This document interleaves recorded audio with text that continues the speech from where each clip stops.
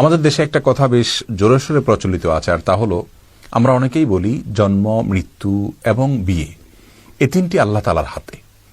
আবার অনেকে ছন্দের সঙ্গে তাল মিলিয়ে বলি যে জন্ম, মৃত্যু, বিয়ে তিন বিধাতা নিয়ে, অর্থাৎ আল্লাহ রাব্বুল আলামিন এই তিনটা নিয়ে আছেন এবং এই তিনটা আল্লাহ তাআলার হাতে।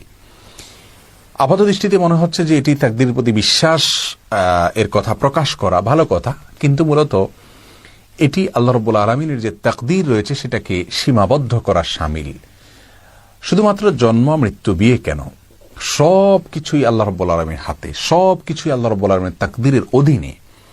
আমরা কি করব কি না করব আল্লাহ রাব্বুল আলামিন আগে থেকে জানেন, তিনি লিখে রেখেছেন। তার তাকদীর আমাদেরকে বাধ্য করছে ব্যাপারটি সেরকম নয়, বরং আমরা যা করতাম, আমাদের যে গন্তব্য, আমাদের যে কর্ম, সেটা আল্লাহ তাআলা আগে থেকে জানেন, তিনি লিখে রেখেছেন। তার তাকদীরের বাইরে কিছুই নেই। শুধুমাত্র জন্ম, মৃত্যু, বিয়ে কেন, আমাদের উপার্জন, আমাদের খাদ্য, আমাদের রিজিক, আমাদের সব বিষয়গুলোই আল্লাহ রাব্বুল আলামিনের হাতে।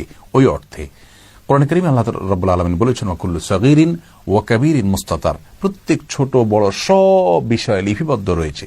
সব বিষয় আল্লাহ রাব্বুল আলামিনের জ্ঞানের অধীনে রয়েছে, আল্লাহ তাকদীরের অধীনে রয়েছে। বিধায় আমরা তাকদীরের কারণেই বাধ্য হচ্ছি, সেভাবে নয়, বরং তাকদীরটা শুধুমাত্র আমাদের বিশ্বাসের জন্য।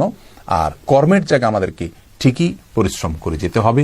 স্বয়ং রাসূল করিম সাল্লাল্লাহু আলাইহি ওয়াসাল্লামের হাদিসে আমাদেরকে নির্দেশ করা হয়েছে আমালু, তোমরা কাজ করতে থাকো, কুল্লুন মুয়াসসারুন লিমা খুলিকা, তোমার তাকদীর যা লেখা আছে সেদিকেই তুমি যাবে, বাট তোমার কাজ হলো পরিশ্রম করে যাওয়া, কাজ করে যাওয়া। অতএব তাকদীরের দিকে আমরা লক্ষ্য করে থাকবো না, তাকদীর শুধু বিশ্বাস করবার জন্য, কাজের ক্ষেত্রে আমরা শুধুমাত্র কাজ করতে থাকবো। অতএব আমাদের ধারণাকে আমরা সংশোধন করে নিব, শুধুমাত্র জন্ম, মৃত্যু, বিয়ে নয়, সব কিছুই আল্লাহ রাব্বুল আলামিনের তাকদীরের অধীন।